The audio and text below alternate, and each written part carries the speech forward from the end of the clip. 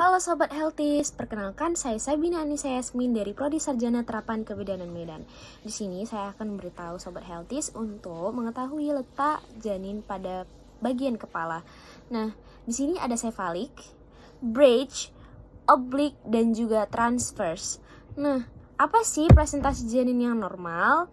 Nah, untuk itu persalinan melalui vagina adalah ubun-ubun bagian depan atau UUB, atau juga bisa dibilang dengan cephalic occiput anterior.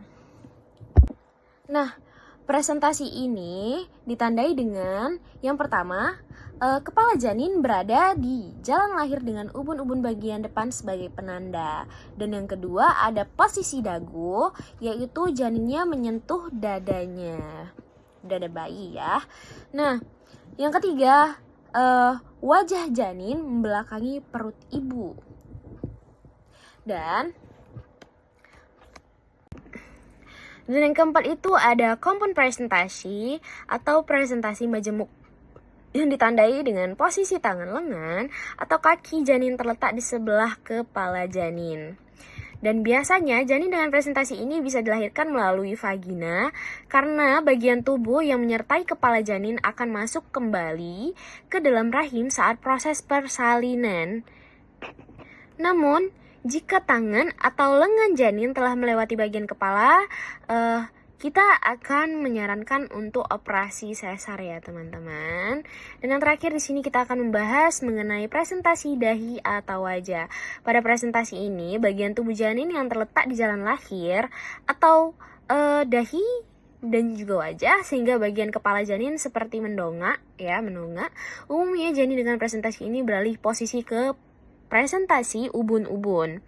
Secara alami ya, pada pembukaan kedua persalinan, presentasi dahi atau wajah merupakan jenis presentasi janin yang paling jarang terjadi ya teman-teman, yaitu hanya 1 dari tiap 800 persalinan. Biasanya presentasi ini terjadi pada janin yang kepalanya besar, pada kehamilan kedua atau selanjutnya, atau ketika kantung ketuban pecah prematur, teman-teman. Nah, di sini ada posisi normal untuk posisi letak janin, yaitu ada ROA atau right occiput anterior, yaitu posisi janin di mana punggung bayi menghadap sisi kanan depan ibu dan kepala janin menghadap ke bawah ke tulang panggul ibu. Posisi ini. Dan yang kedua di sini ada RO8, yaitu posisi ini adalah setengah jalan antara posisi posterior dan anterior. Hal ini dapat menunjukkan pergerakan yang positif terhadap posisi anterior jika bayinya sebelumnya dalam posisi posterior atau ke arah bayi.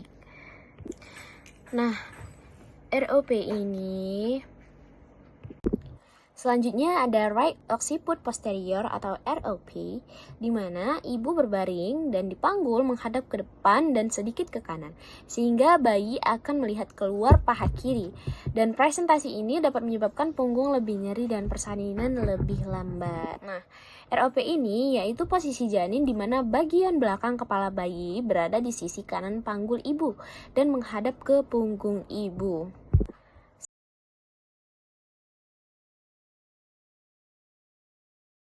Nah, di sini ada LOT atau left occiput transverse, yaitu posisi janin di mana bagian belakang kepala berada di sisi kiri panggul ibu dan punggung janin menghadap ke sisi kanan ibu.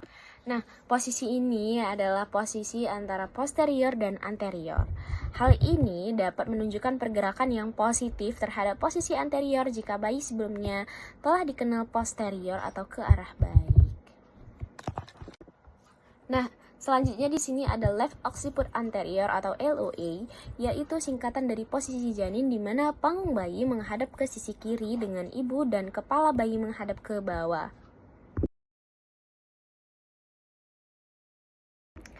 Halo Sobat Healthies, di sini saya akan menjelaskan anatomi rangka panggul.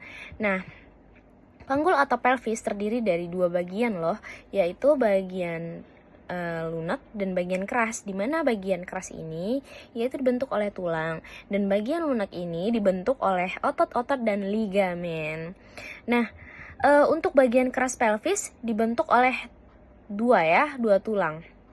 Nah, yang pertama itu ada pelvis mayor, yaitu mendukung isi perut, usus, hati, ginjal, dan pankreas. Dan untuk pelvis minor, yaitu tempat organ genitalia internal seperti uterus, ovarium, vagina, dan kandung kemih. Dan selanjutnya di sini ada tulang-tulang yang menyusun panggul, yaitu tulang panggul terdiri dari 4 buah tulang. Yang pertama ada 2 buah tulang pangkal paha, yaitu os coxae, dan yang kedua ada 1 buah tulang kelangkang atau os sacrum, dan yang ketiga ada 1 buah tulang tungging atau os coccygeus. Nah, tulang pangkal ini atau os coxae yaitu terdiri atas 3 buah tulang yang berhubungan satu sama lain. Batas os coxae dari articulatio sacroiliaca sampai pertengahan pubis, yaitu ada tulang usus atau os ilium, ada 2 tulang duduk, os ischium, dan yang ketiga ada tulang kemaluan atau os pubis. Nah, tulang usus atau os ilium terletak dari articulatio sacroiliaca sampai pinggir atas acetabulum. Batas atasnya merupakan pinggir tulang yang tebal yang disebut crista iliaca. Ujung depan maupun belakang dari crista iliaca menonjol terdiri atas spina, yaitu ada 4 ya. Yang pertama ada spina iliaca anterior superior atau SIAS. Yang kedua ada spina iliaca anterior inferior atau AI. Yang ketiga ada spina iliaca posterior superior atau SIPS. Yang keempat ada spina iliaca posterior inferior atau CP. Di sini ada tulang duduk atau yang kita bisa sebut os ischium, di mana os ischium ini terletak dari foramen obturationem sampai pada pinggir atas acetabulum dan tonjolan yang ada pada ischium yaitu spina ischiadica.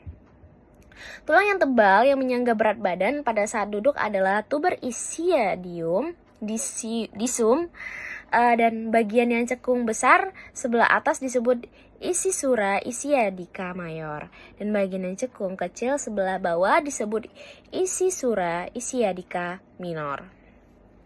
Nah, selanjutnya ada tulang kemaluan, dan tulang kemaluan ini disebut dengan os pubis. Dan tulang yang membatasi sebuah lubang dalam tulang panggul dinamakan foramen obturatorium.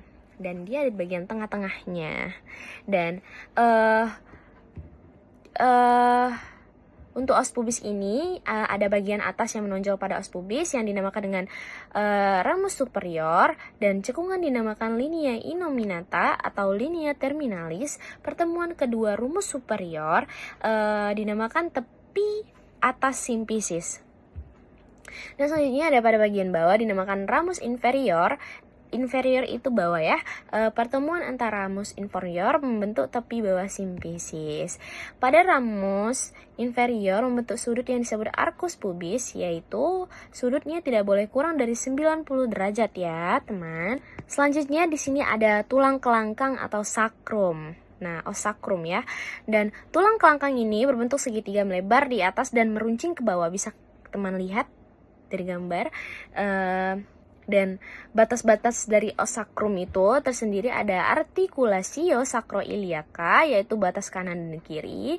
Dan yang kedua ada processus lumbal kelima atau batas belakang atas. Dan ketiga ada coccygeus, batas bawah. Ada promontorium, bagian depan atas. Nah, kepala janin di sini merupakan bagian tubuh yang paling besar dan paling keras yang akan dilahirkan.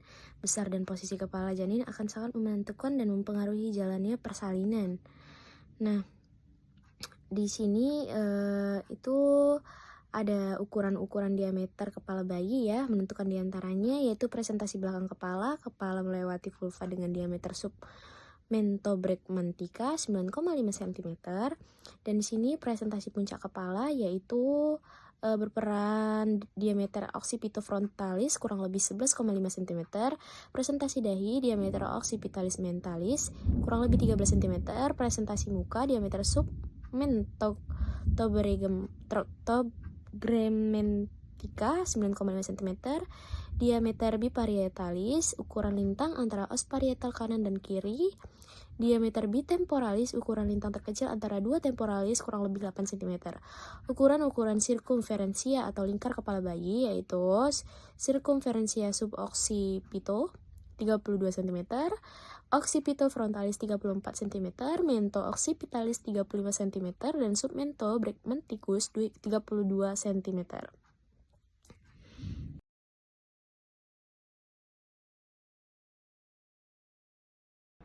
Nah, di sini ada beberapa posisi ibu melahirkan ya. Nah, yang pertama itu ada posisi duduk, di mana duduklah ibu di tempat tidur atau kursi dengan sandaran bantal di bagian punggung, dan juga posisikan ibu bersandar ke depan sehingga mengurangi tekanan pada punggung, atau duduk dengan menyilang kaki di tempat tidur atau di lantai. Dan yang kedua, ada posisi berdiri dan berjalan ya. Dan di sini beberapa ibu hamil ada yang lebih nyaman untuk berdiri dan berjalan selama tahap persalinan aktif. Dan ketika merasakan kontraksi, ibu itu saat berdiri, kita sebagai bidan dapat berhenti dan menyandarkan ibu pada dinding atau pasangan.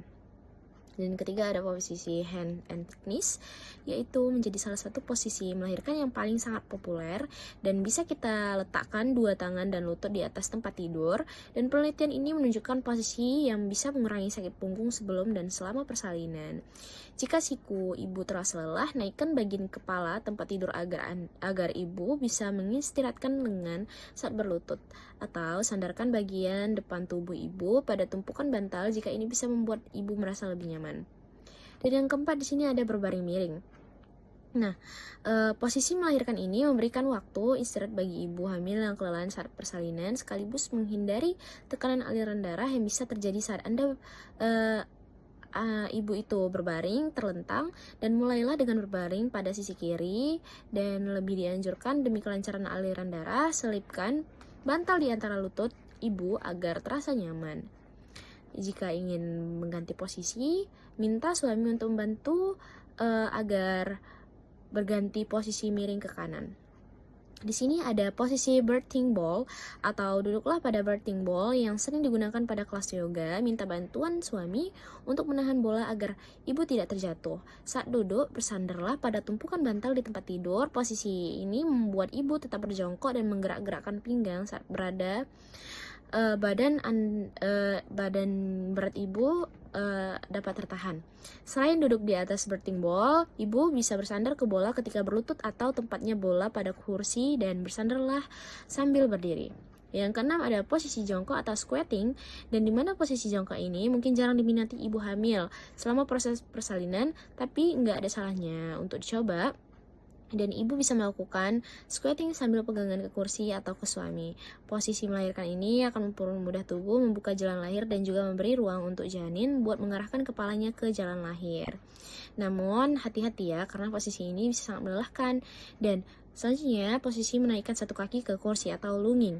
Dan posisi ini yaitu melahirkan dengan dengan tidak familiar, dan sebagian besar ibu hamil, tapi posisi ini juga patut dicoba karena bisa mempermudah ibu hamil loh. Nah, mempermudah ibu hamil dalam melaksanakan persalinan. Dan ibu menempatkan satu kaki di kursi untuk melakukan posisi lunging, lalu condongkan tubuh ke arah kaki yang dinaikkan ke kursi, dan posisikan ibu untuk nyaman. Nah, ini juga mempermudah jalan lahir ya. Dan yang kedelapan ada setengah duduk atau reclining, dan dimana posisi persalinan ini memang sangat melelahkan. Jadi wajar kalau ibu butuh istirahat. Itulah kenapa posisi setengah duduk atau reclining menjadi posisi yang paling sering dilakukan saat persalinan. Dan sebenarnya posisi reclining ini agak cuma dilakukan di tempat tidur. Dan ibu juga bisa bertandar ke birthing ball atau ke suami. Nah, yang kesembilan ini berlutut atau kneeling, di mana posisi janin menghadap ke perut ibu atau tidak menunggangi perut ibu ya.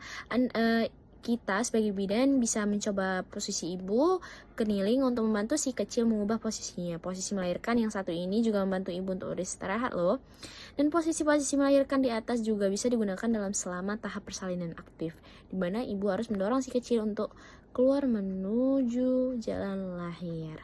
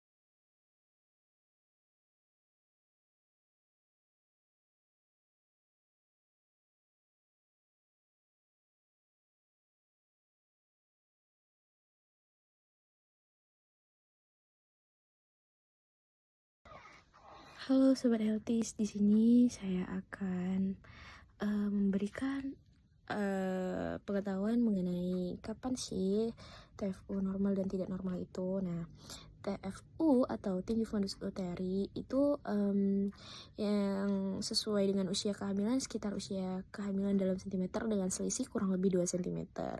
Nah, TFU normal menunjukkan perkembangan janin yang baik, sedangkan TFU tidak normal atau lebih tinggi atau lebih rendah dari seharusnya bisa mengindikasi berbagai masalah seperti pertumbuhan janin terhambat, cairan ketuban kurang atau lebih, kesalahan perhitungan usia kehamilan, atau kondisi lain yang perlu diperiksa lebih lanjut oleh dokter dengan USG. Nah, pengukuran TFU itu sekitar dilakukan itu 20-22 minggu ya, dan diukur menggunakan pita ukur dari tinggi pubis ke puncak rahim. Nah, di sini itu untuk ukurannya yaitu 20 minggu sekitar 18-22 cm, dan 28 minggu sekitar 26 hingga 30 cm, dan 32 minggu sekitar 30-34 cm.